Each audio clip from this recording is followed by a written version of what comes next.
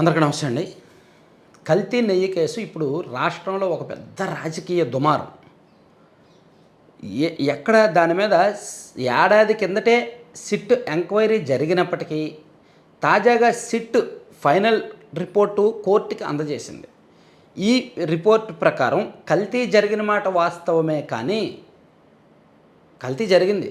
అది అసలు నెయ్యే కాదు, పామాయిల్, దానిలో రసాయనాలు సుగంధ ద్రవ్యాలు కలిపేసి ఇచ్చేశారు. కల్తీ జరిగిన మాట వాస్తవమే. 235 కోట్ల స్కామ్ జరిగింది, 36 మంది నిందితులు ఉన్నారు అని చెప్పారే కానీ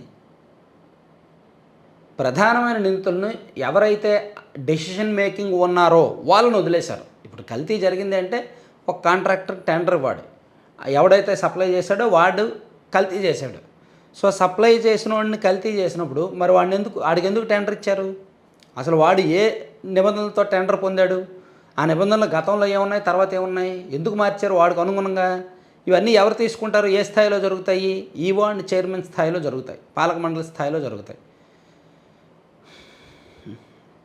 సారీ, యాక్చువల్లీ థ్రోట్ పెయిన్ అనమాట, అందుకే నేను మార్నింగ్ న్యూస్ అనాలిసిస్ చేయలేకపోయాను. సిట్ విచారణ కేవలం డైరీ ప్రతినిధులు అండ్ చైర్మన్ దగ్గర పనిచేసిన పిఏ అండ్ కొంతమంది టీటీడీ కింది స్థాయి ఉద్యోగుల వరకే పరిమితం అయ్యారు తప్ప అంతకుమించి వెళ్ళలేదు. ఈవోను, చైర్మన్ను లేదా అప్పుడు పాలక మండలి సభ్యులను, ఈ పర్చేస్ కమిటీ వాళ్ళని ఎవరి జోలికి వెళ్ళలేదు. వాళ్ళను నిందితులుగా చేర్చలేదు.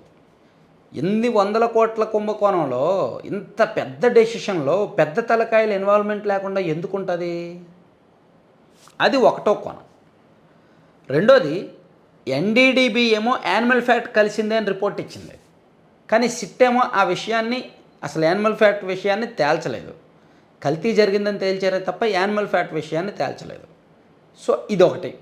సో సిట్ విచారణ జరిగినప్పటికీ పూర్తి స్థాయి సజావుగా జరగల. ఎన్నో అనుమానాలు ఉన్నాయి, ఎన్నో ప్రశ్నలు ఉన్నాయి. చాలా ప్రశ్నలకు సమాధానం దొరకలేదు. పెద్ద తలకాయలను ఎందుకు వదిలేశారు? వీళ్ళ మీద ఏమైనా ఒత్తిడి ఉందా?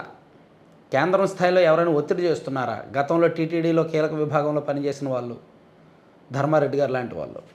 సో అందుకే అవసరమైతే మరోసారి కేంద్ర ప్రభుత్వానికి ఒక నివేదిక పంపించి మళ్ళీ ఫ్రెష్గా సిబిఐ ఎంక్వైరీ వేయాలనేది ప్రభుత్వం ఆలోచిస్తోంది.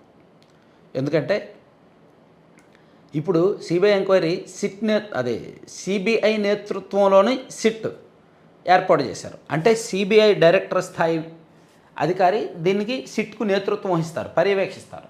కానీ అధికారులందరూ కూడా మన రాష్ట్రంలో ఉన్న వాళ్ళే.